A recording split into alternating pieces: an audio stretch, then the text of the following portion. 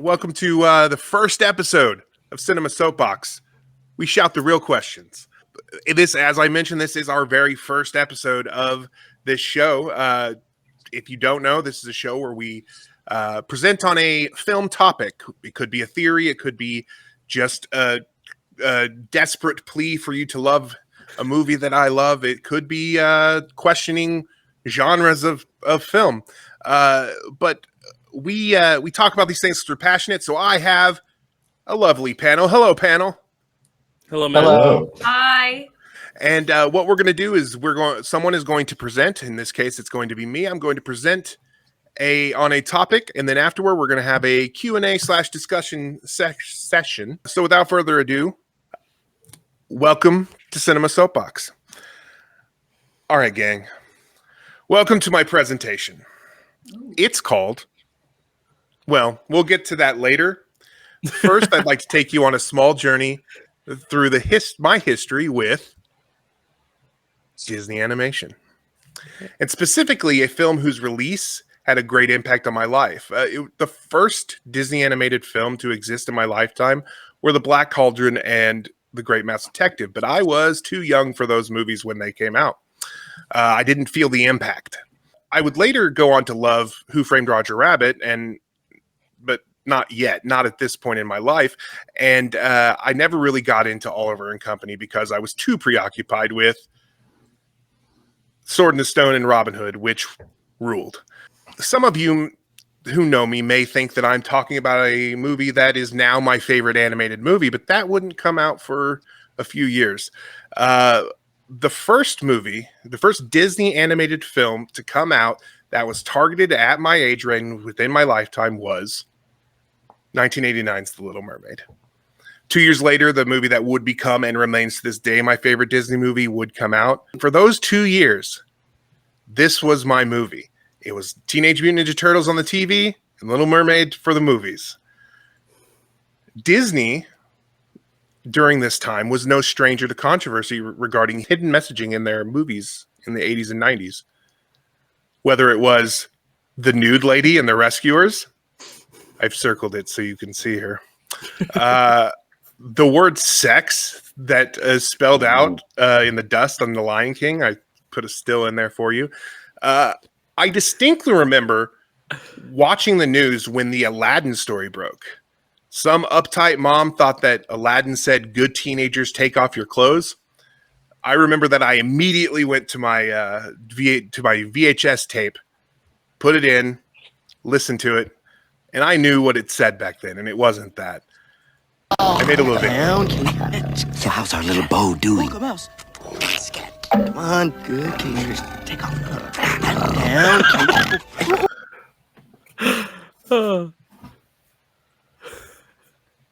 Come on, good teenagers. Take off the God. Come on, good teenagers. Take off the Come on, good teenagers. Take off the As you can see, that's not what he was saying, but it was a wild time in the 1980s and 90s. Little Mermaid was no exception with the hidden messaging, whether it was the priest boner, which is easily explained if you watch a bit further into the movie because it's just classically animated old man knees, just covered up so it looks like it's inappropriate. Or the penis on the very VHS tape that I showed you earlier.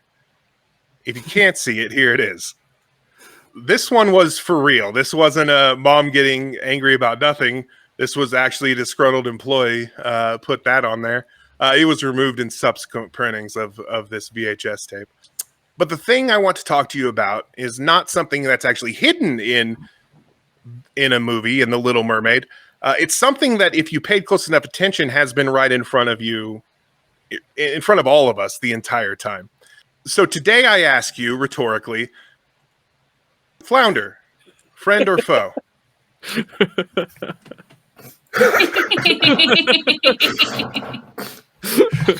Disclaimer, the following information was gathered from the animated movie only. I have not seen the live action version, not for shitty anti-woke reasons, but because I didn't get a chance to see it in the theater and I wanted to see it with my kids, and then they watched it without me, and I'm not thinking too hard about that and what that means. Anyway, who is Flounder? Name, Flounder. Species, definitely not a flounder. He's something else. I don't know, but it's not a flounder. If you look up a flounder, that's not what he is. Physical characteristics, yellow with blue stripes, fins, and a mohawk. I never considered that a mohawk until one day I did, and I'm like, wow, he's so much cooler than I ever thought he was. Some would say that his personality characteristics are present in his physical characteristics. For instance, he's a coward, note the yellow belly. And he's a true blue friend, as you can see by his stripes, mohawk, and fins. Flounder's most notable friendship move in the film comes in the form of a statue. This statue, in fact. If you don't remember, let me refresh your memory. Prince Eric was gifted a statue of himself on his 18th because royalty, they're just like us. When his ship sinks, the statue is plunged into the Davy Jones, presumably lost forever, until Flounder finds it. We all remember what happens next. This fish puts this statue into this cave. This fish puts this statue into this cave.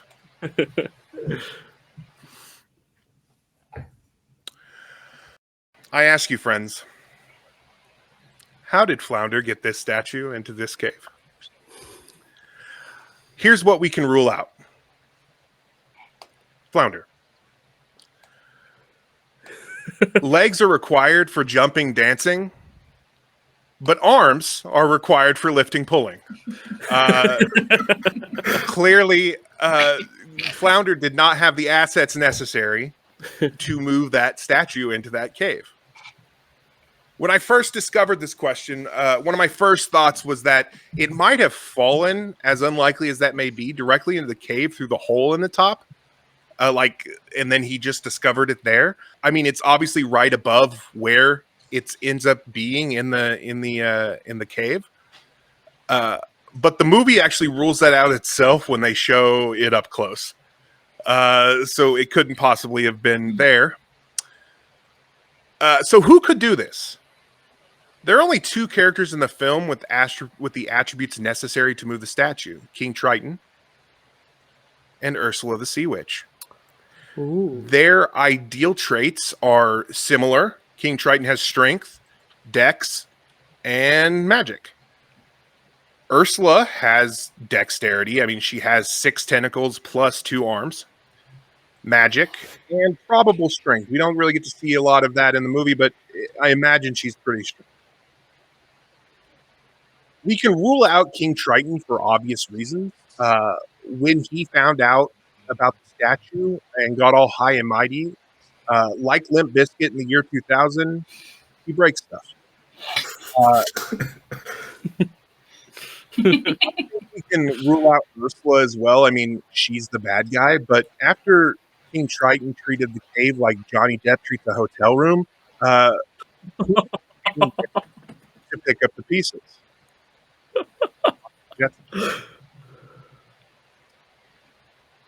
They were there so quickly, ready to pounce.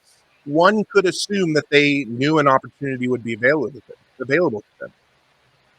Now, of course, they would not have known that Triton was going to destroy the statue, but suppose they knew the statue was there, and once it was revealed to Ariel, they could come in and offer her an opportunity to not settle for a facsimile, but the real thing, together, forever. So how does Ursula pull this off? Well, I'm glad you asked. I think that Ursula found the statue and went not to Ariel, but to Flounder. Now, we don't know the specifics of what Flounder was offered, but in order for that statue to end up in the cave and for Flounder to take credit for it, a deal between the two must have been struck. Throughout the film, we see Flounder attempt to stop Ariel every time he tries to do something dangerous. partly because he's a coward, but partly because he cares about her. However, when Flotsam and Jetsam are leading Ariel to Ursula's cave, who tries to stop her? Sebastian. And where was Flounder? Nowhere to be found. Is that because he signed a contract that forbids him from interfering? I think so. There were two major questions I asked of you today, and although it's not the title of the presentation, I think the most important question is, who put the statue in the cave for Flounder? In my opinion, there's only one answer. Ursula the Sea Witch. Now, for the other question, the less important but official question of this presentation, Flounder, friend or foe, I think this one has a happier ending. He is friend. While I think he made some bad decisions and put his friend in some serious danger, he never meant any harm and is a victim of his own naivete. Ariel, unfortunately, is also a victim of his naivete, but I think that his heart was in the right place. He did what he did because he loves her. Ariel, his best friend. Thank you. Are there any questions?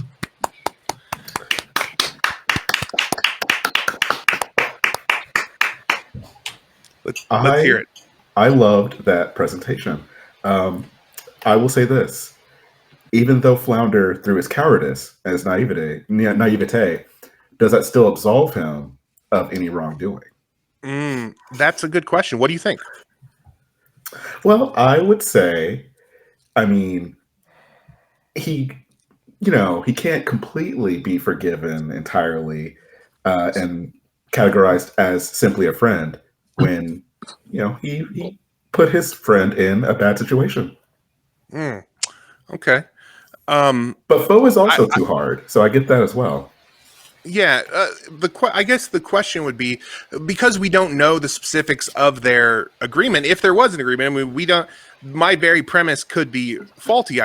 You would have to honestly give me a good reason or way that statue got in there, other than Ursula, for me to go a different direction. But the question, I think, is what was the specifics of their contract? Because in fairness, he could have. It could have seemed like a good deal. Of course, he knows who she is. So I don't know. You're right. It is questionable, but I do think his heart was in the right place. Does anybody else have an opinion on whether he was where he was right or wrong, or where he's friend or foe rather? Because he was wrong. Yeah. I have a thought where I just feel like, because I think all your logic is pretty sound. It's been a while since I've actually seen the movie, but it feels like it makes a lot of sense what you're saying. I think my only thing about like where Flounder where his allegiances lie, I feel like it is to Ariel. It's just like we know within the movie that Ursula is one to manipulate and to kind of make things seem different, like gaslight, and make things seem different than how they are, and try to get someone like a shady lawyer to get someone to admit to something that might not be the case, like whatever she can do to get someone to sign that contract. And then I think once the contract is signed, then unfortunately, even though a lot of the things that Flounder does might not be the best friend things to do, I think he's bound by the contract. So but I wouldn't I agree, I wouldn't necessarily absolve him completely, just saying he was following orders. He signed a contract and he couldn't. I mean, he does take a little bit of into it, but I think it might just be kind of, I don't want to say stupidity, but like you guys are saying, like ignorance. And I think Ursula's just so smart that if she wants to manipulate Flounder and can get him alone, he has no chance. So that's where I'm coming from. I agree with that. Do Dylan and Kelsey, do either of you guys have anything about friend or foe, or even a discussion on how the statue got into the cave? I have something, but Kelsey, you had your hand raised. I'll let you go first. Well, yeah, go ahead. I guess my biggest question at the end of the day is, what do we think Flounder's motive was then? Like, what did he want from Ursula to make him betray his closest friend? You know, Okay. like Allow me to address that a little bit, because here's the thing. This is a theory I've held since I was working in a video store in like 2007, Wow. watching the DVD of Little Mermaid on the screen with one of my friends. It may have even been earlier than 2007. I don't remember exactly when it was, but it was a long time ago.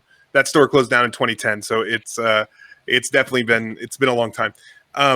But the idea was, I'm watching it and I go, wait, how did he do that? And then we spent the rest of our shift, me and my friend, a full 6 hours or something, coming up with theories. And this was the only one that worked for me. We had ideas like, well, maybe it was these sea creatures and maybe they did this, but we couldn't come up with anything where they could reliably get it to the place without casualties involved in these sea creatures. And that doesn't seem to be the case. It's not that kind of a situation. I would say that as far as his motive is, he wants to make Ariel happy. I actually ended up cutting this part because I think there is a version of Flounder who is in love with Ariel, maybe loves her more than just being a friend. Mm-hmm. I don't know that I had the evidence for that necessarily, because he does seem pretty into the idea of her being with Prince Eric. So I don't know that that's necessarily the case, but I think his love for her ran so deep that he really wanted to get this thing that she wanted so bad. And to do that, and because especially if Ursula, we don't know where the statue was found. If Ursula had it in her possession first, then she goes to him and says, "Hey, you want to make her happy? I'll do this." If Flounder finds it himself, Flotsam and Jetsam say, "Hey, if you want help with this, we can take you to the person who can help it." Just the same way that they got Ariel into that layer. Like there's plenty of ways that they could have manipulated him, but I think his ultimate motivation is he loves his best friend. Matt, I have something to add. Little did you know when you were given this presentation that I am actually Ursula's lawyer, her attorney. So I'm here to clear her name today. Now you question King Triton, you question Ursula. Those were your two prime suspects, because arms and strength, and who could have gotten the statue into the cave? But lest you guys forget, the opening number, aside from the one on the boat, which is more of a prologue, but the actual opening number of the film doesn't even have Ariel in it. It's about 6 other characters. It's about Atina, Alana, Adela, Aquata, Arista, which one am I forgetting? And Andrina, Ariel's sisters. Mm-hmm.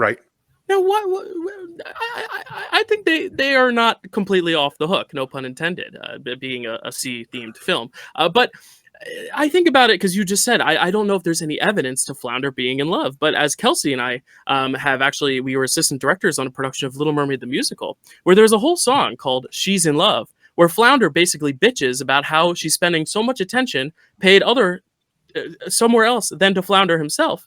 And Flounder goes on and on. She treats me like sashimi left over from last week. And you know who are his background singers for that song? All 6 sisters. It is the musical number that they said, you know what, we're going to give another musical number to the sisters in Flounder. So I just think, I'm with you. I think Flounder's got some motives, but I don't necessarily think Ursula's the brute strength here. I think we should look at all 12 hands helping Flounder here in those 6 sisters. That's just where I'll end my case. Interesting. I mean, that's a fine theory on that. I mean, I